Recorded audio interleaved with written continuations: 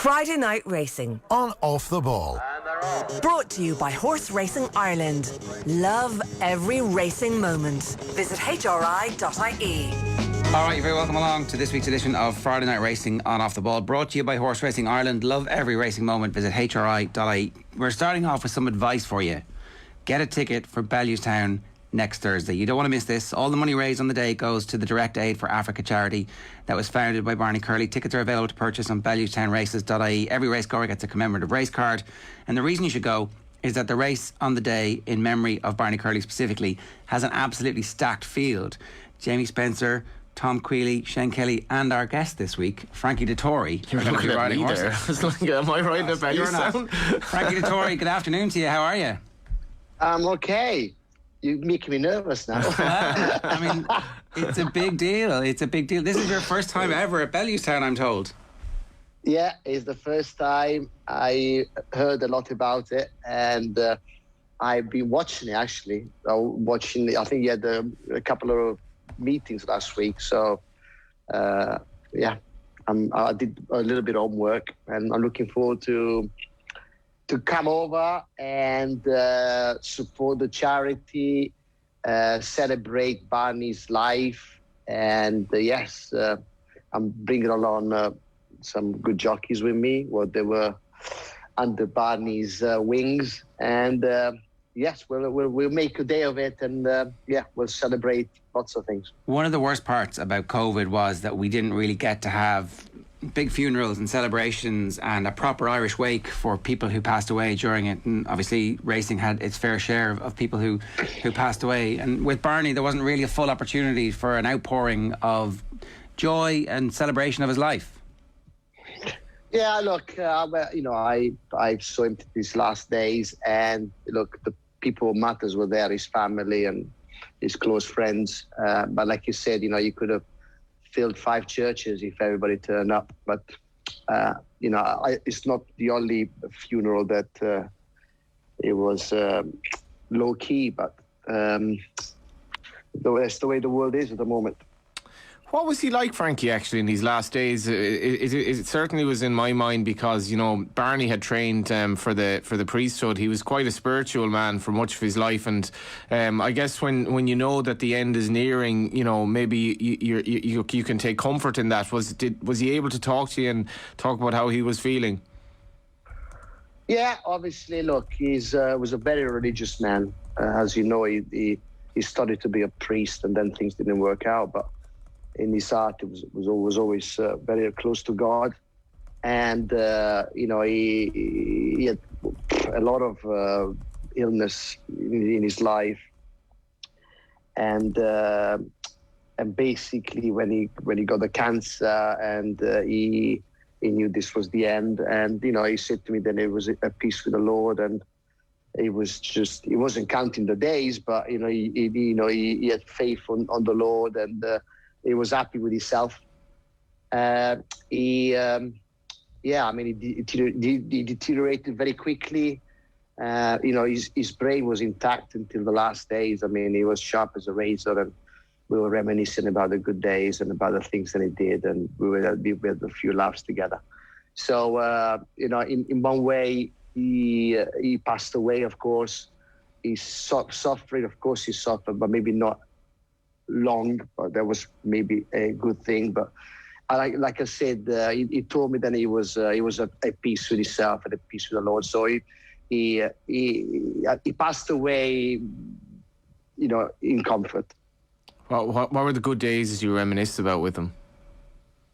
Oh, all sorts. I mean, I know him all my life, basically. Well, I know him since I was 16, and I was a bit of a terror. I mean, I'm not a saint now, but I was even worse then. I was a bit of a tearaway. So the advice used to give me, used to have this great leather chair that it was like a confession box, basically. I used to sit there, and I used to give me advice and tell me the things I did wrong, and we were just reminiscing about stories. Obviously, he told me about the telephone box of Yellow Sam. That's what I'm eager to see on next Thursday, the famous telephone box. And then we were watching the Irish Guineas together. before he passed away. Wow. And then we were talking about horses, and then he said that throughout his training career, he was good friend with the Baron of Germany, and the Baron had this nice horse. Then he had a bit of an injury, so he sent him to Barney's stud to give him some time off. I think he probably had about a year off. And then he started training this horse, and this horse was bombing up the gallops. So he was thinking of riding him in the Cambridgeshire, this German horse. And the guy who used to ride him, this Czech guy, he kind of turned around to Barney and said, Barney, I think you must sell his horse to Mr. Faber because he's way too good for you.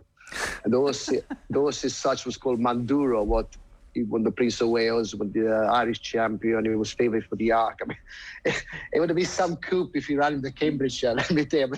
But that's how Barney used to think. So we were giggling about it in his last days. And he's an extraordinary man. He ran his own show. I had the privilege to ride for him when I was young, but then obviously I was killing his prices because of my name, so I never rode for him again. He needed a less exotic name. Like, did you see? Did you get the sense, Frankie, that because he'd so tragically lost his son, that he became maybe a father figure to others by virtue of that? Listen, I knew Charlie. He used to come to my house. I had a simulator horse, and he was a good amateur rider, so I used to teach him a few things. And Barney used to come along nicely. Yeah, it was a tragedy.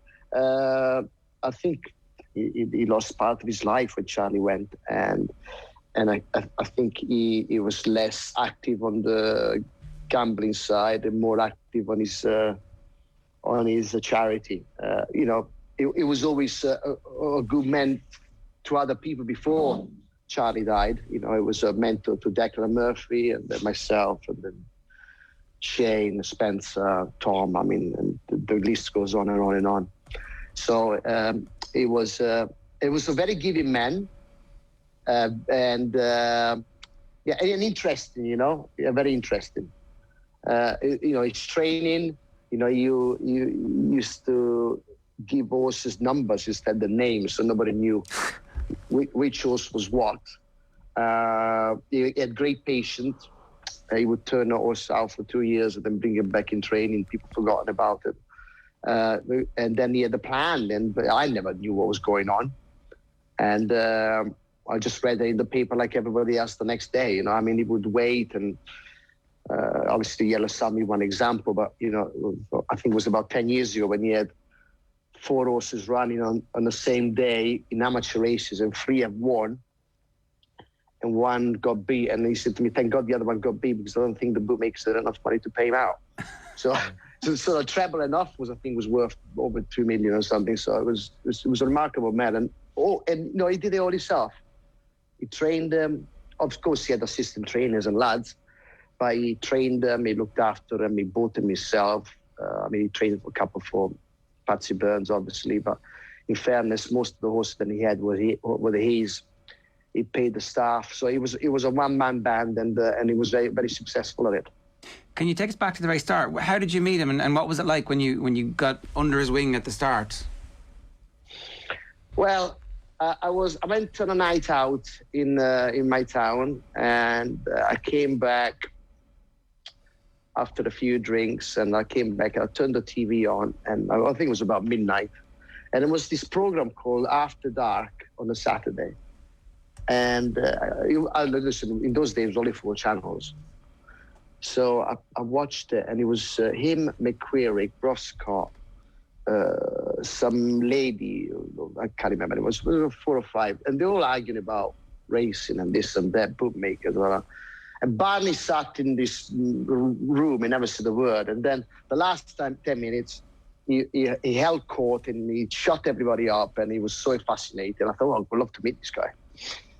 And it was, I think the next week I went to the sales in Newmarket, and I saw this figure with a trilby, and obviously it was Barney. And I was a magnet to him. I went straight to him. I don't know what I was going to tell him. Anyway, I looked him up, and he looked at me and said, hello, Lanfranco. And I was surprised that he knew my name, because I was 16. I only just started riding. And he said to me, listen, I've been watching you riding. I like you. So do you know the word omerta in Italian? You know, like you. I said, yes, I do. Yes, I do, Mr. Curley. He said, right, if I ring you, won't tell anyone. I'm going to put you on some horses in the apprentice races. I said, fine. And sure to know, 2 or 3 weeks later, rings me, said, tell no one, your agent or no one, but I'm going to put you on this horse at Folkestone in this apprentice race. And so I had to make some sort of lie to my agents. You know, I've got another ride in the race. Don't bother with this. Anyway, sure to know, the day before the races, my name was stuck down on this horse, so Barney. I looked him up in the paper. This horse didn't run for 800 days. That's about 2.5 years. And I said, listen, he rang me. He said, listen, I'm not going. Declan is going to be there with you. All I want you to do is not win more than half a length. He said, is there? I said, I don't care what you do. I don't want you to win more than half a length. And true to be known, I strangled this horse around Folkestone and I won by a neck. I mean, I was basically at both feet of the dashboard, trying to pull these horses back. And nothing. 2 days later, he called me. We had a game of snooker. He said, job well done. And then he stopped me on another one at Kempton, and same thing happened. Those bolted up. And then the third time we tried it again, his horse was slashed to ridiculous prices. And then he sacked me. He didn't sack me. He said, listen, you're not good to me anymore. and that's how we started. And then obviously he was fond of me. So I used to go around his house and play snooker. And we used to chat about life. And then, obviously son. And then after the tragedy, we swapped houses, basically. I was just about to get married and started a family. So he went to my little cottage and I went to his big house. And then, that's it. That is, we went on holidays together. And then he started a DAFA charity. I'm quite ashamed that I never went actually to Zambia. But Barney said I wouldn't have the guts to survive it. Johnny Murta, also a good friend of Barney, and I met some of the volunteers, priests, and Andrew Montague was the solicitor lawyer of the charity, and so I was, I know most of the team, and a remarkable job really from nothing. They managed to build hospices, hospitals, and now schools. A sort of thing go. 25 years to, something really great. And that's why we are having a day on Thursday. It sounds like there's just a genuine warmth between you from the very start. For how important was it for you to have somebody who kind of looked out for you a little bit, it sounds like, as well, when you were 16 and a bit of a tearaway, and somebody you could kind of trust who's a bit older to kind of say, it's okay to have a night out every now and again, but maybe not every night? No, not that. It was. I had a very colorful and roller coaster life. So, he would put your arm around me, would tell me the mistake that I did, and he would, kick you up the backside if you did something wrong. But overall, he had a good heart, and he would say the right thing at the right time when somebody was low, when somebody who needed one. And it was always there for me. So more, of course, we share the same passion, horse racing, and we talked about it all the time. But we never kind of, I never knew what was going on, and in his operation. But I would go in the winter to ride out a little bit for him just to get myself fit, because I knew that he was a friend, and I knew that he didn't mind. But and can I ask apart you, from that, Frankie, were there many people in your life who you would take advice from, or like a kick in the ass from, or an arm around the shoulder? Because like you guys who make the very top in sport, you're competitive, and you don't always take feedback in a positive way. There's not many people, I would suspect, who you would trust to give you feedback, positive or negative. But listen, I came to England when I was 14, and I didn't have my parents. Of course, my parents were a phone call away, but I didn't have anyone physically here to to guide me or tell me what was right, what was wrong. So he was, he was always there for me. And, so it was like a father figure to me, and it was there till the very end, and so it was always somebody that I could turn to and ask him for advice, and he was a great man, and I was one of many, it wasn't just me, I was one of many that he touched lives, and that's why it was so popular. That part of his life is something that I think only has really emerged afterwards, certainly for the general public. The story of Barney Curley is the story of Yellow Sam and the story of Bellewstown. But actually, it's a much bigger life than that, isn't it? Yeah, absolutely. You see on Thursday the people that turn out because, he was a character. He had the amazing one-liners. Yeah. If you see him walking around, you think he didn't have two bobs put together, and he had it was not about the money. It was about life. It was about behavior, about giving. Like his famous book, "Give Something Back." It was always looking out for people, and that's why it was so special. And that's the interesting thing, Frankie, because like a lot of people. They make money, but not necessarily to be wealthy. They make money for different reasons. Barney pulled off these coups, sometimes because he was broke and actually did need the money, but other times he did it for the kick and for the enjoyment of beating the bookmaker. And from Yellow Sam, which was obviously turned into a movie, but then, as you mentioned, this idea of the multiple bets, which all of a sudden you have astronomical odds. Charles Burns tried to copycat him. I know another punter in Ireland now who's also teetotal like Barney and is constantly trying to plot, but they don't necessarily live these really, really, glamorous lives. It's more almost for the kick of it and for the enjoyment of beating the bookmaker. Yeah, I would say that's quite right. And he also liked to do it without cheating. He was doing things above the law. You know what I mean? And it took great patience and great planning, especially when you do it all by yourself, not to let the cat out of the bag before. Otherwise the price would be slashed.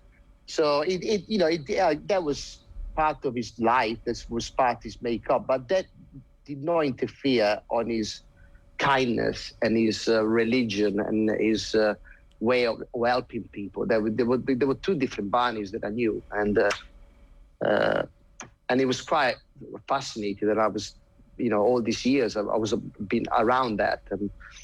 And I never saw the gambling side on him because that didn't quite interest me. But it's amazing when you look back all the things that he managed to do in racing, and go even with the winners he had the Galway, and many more that they've gone under the radar without his name. So it's amazing, man. Yeah, and like I guess in racing in particular, you can't see the wood from the trees at times because it's just race, day in, day out. There's almost no sport where you're literally almost racing every day if you want to as a jockey. And Barney, he did have this idea, maybe after Charlie, that there is more to life than this and we can actually help people in other parts of the world who are far less fortunate than we are. Yeah, look, I told me many times, prior to Charlie's death, if he had a car, he wanted a bigger car. Yeah, if he had a house, he wanted a bigger house. He was forever kind of chasing his tail, and then obviously that tragedy, it kind of changed it. It's not about, obviously you need to have goals in life, but he got to a point that he thought he achieved enough, and he just wanted to give something back.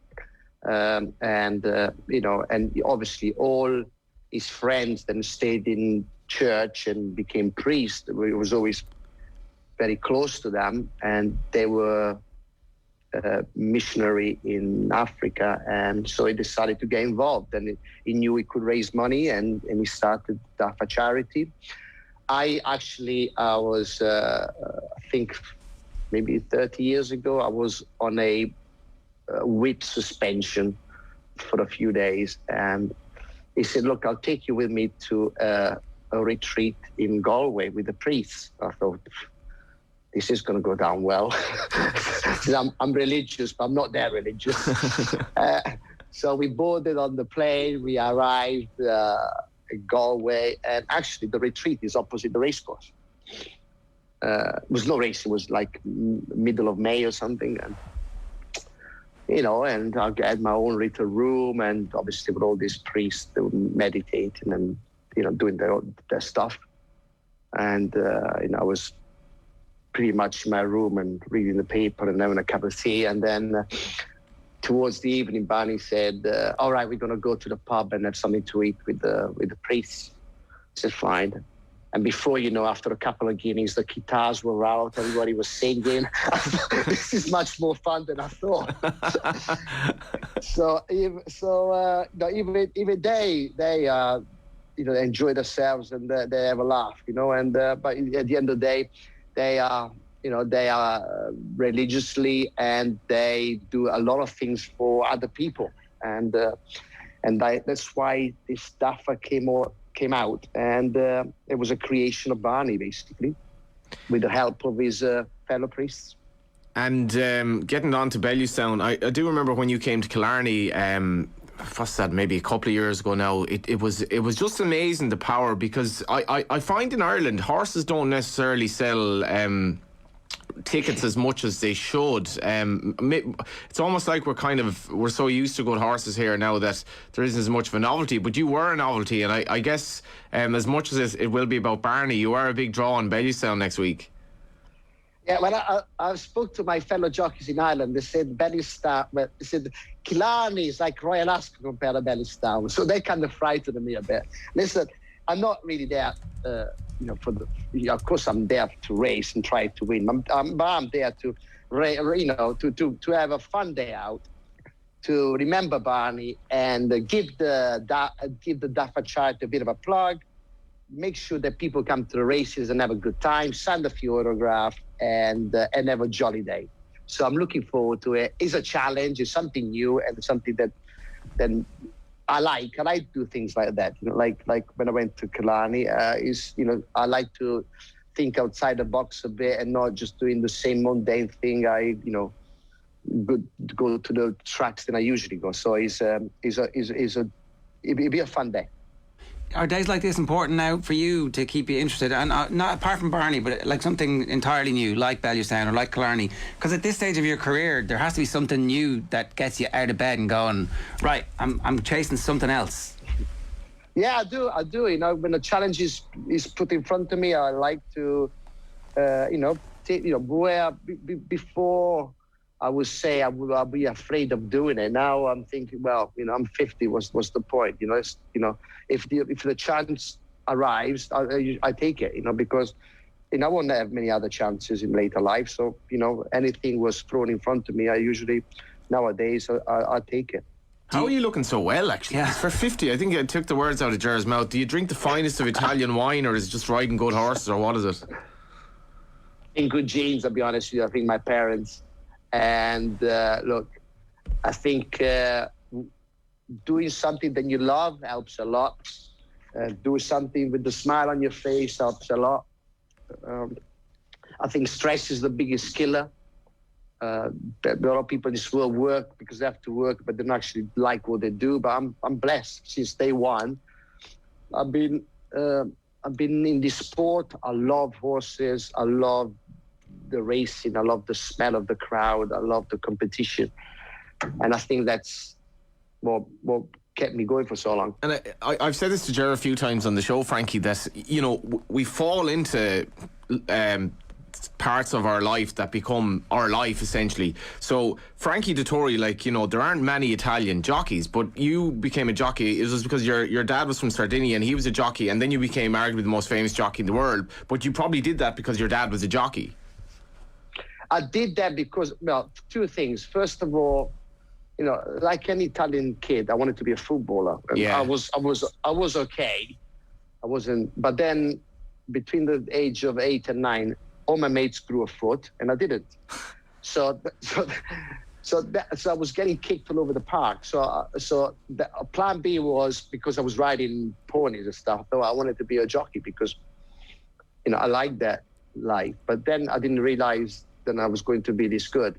but it all kind of fell in by chances. You know, I came to England to learn, and Kumani took good liking on me, and then he taught me a lot, and then the whole thing snowballed out of what I still think that I never realized this was going to happen to my life. So, you know, I had every intention to become a jockey and to do well, but I didn't, in my wildest dream, I thought I was going to be this good.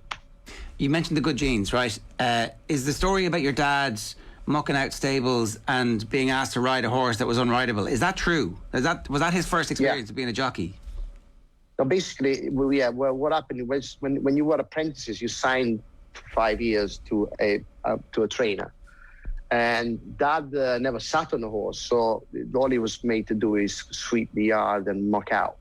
And they had this crazy horse next door stable that only this guy was able to ride, but this guy didn't turn up for a couple of days. He was sick or something.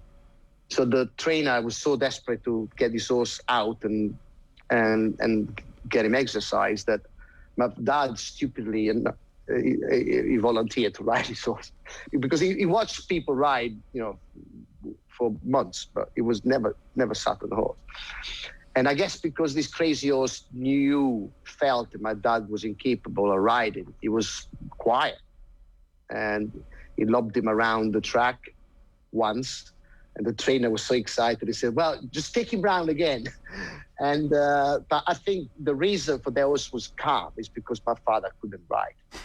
Because everybody else used to ride his horse. They used to bully him, and this horse used to get mad. So that's how I started, really. Well, that kind of blows my theory up, because my theory was your dad was obviously an innate horseman. There was something inside him that was great, but actually it was just his calmness. Correct. And, you know, horse has sixth sense, you know. I guess this horse didn't want to be bullied, and my father wasn't able to bully a horse because he wasn't able to ride, and this horse was like calm. And so is that your gift? Is that the genetics that you inherited from your dad, that you actually can feel what the horse needs?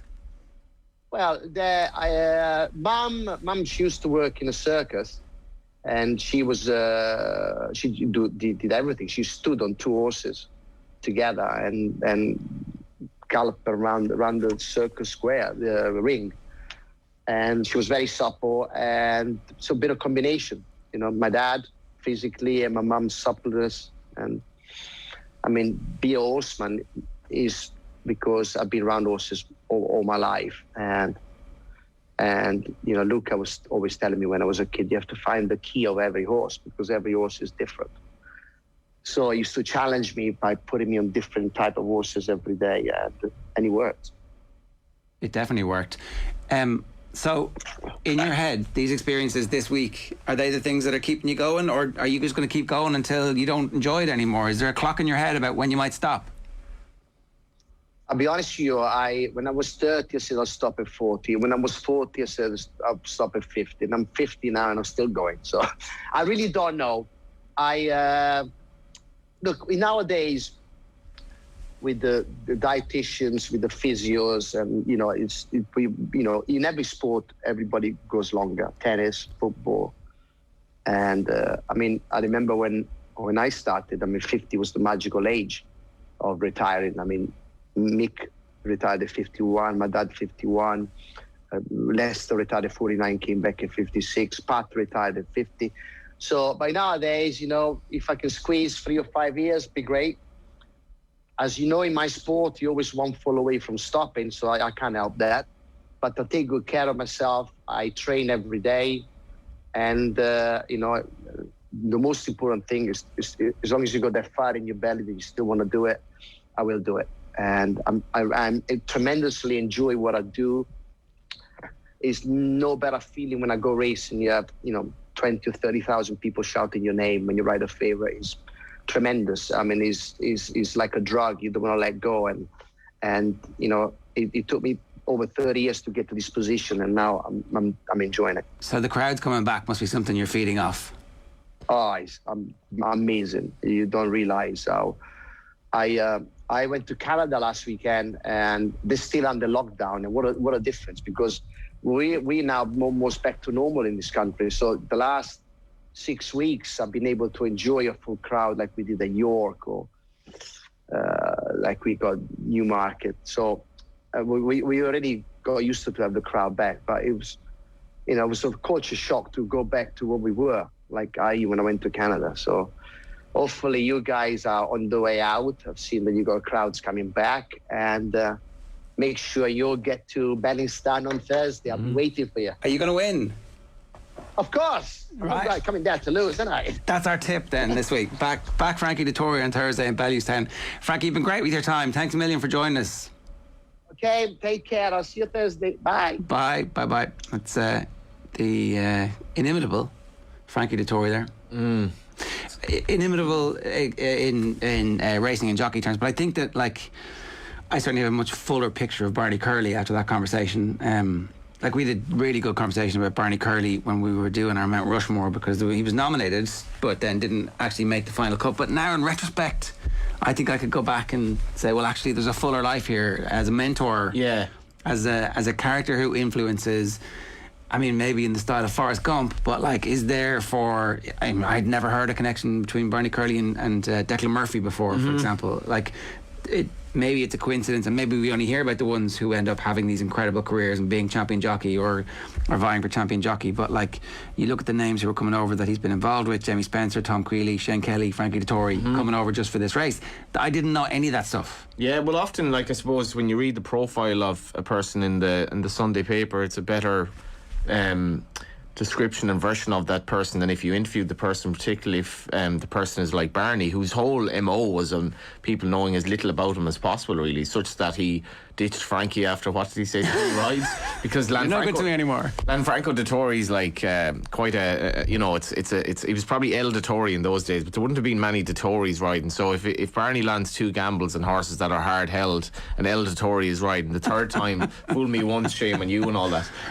But he was a remarkable man. Like, he trained, by and large, he trained rubbish, or he trained crocks that he got back to some sort of ability. And I'm not going to lie, I mean, I'd have some misgivings about how erratic his horses ran. They'd go from like run to 40 to run to 100 nearly in the space of like one run, but he did everything. Those runs could be 800 days apart, though. Exactly, he did things within the rules.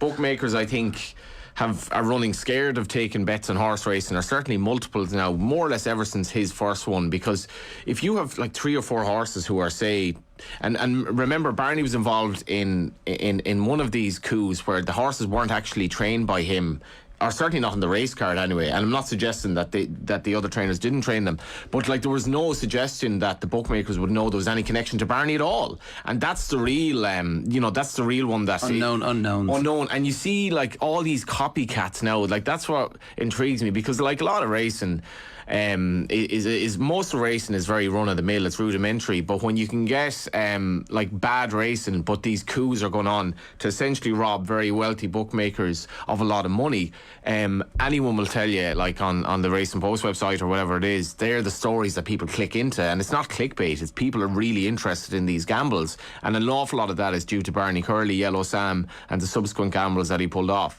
Okay, so Bellewstown this Thursday. Tickets are available to purchase. BellewstownRaces.ie. Everybody gets a commemorative race card, and it is all raising money it's obviously in memory of Barney Curley and his Direct Aid for Africa charity that was founded. So, as I said, Jamie Spencer, Tom Queally, Shane Kelly, and Frankie Dettori going up against the best Irish jockeys in that race. I want to give you the full name of the actual race itself, so I can where's the details of the actual name of the race here? It is the 20,000 Gannons City Recovery and Recycling Services Limited, supporting DAFA Handicap. So, and that's Direct Aid for Africa Handicap.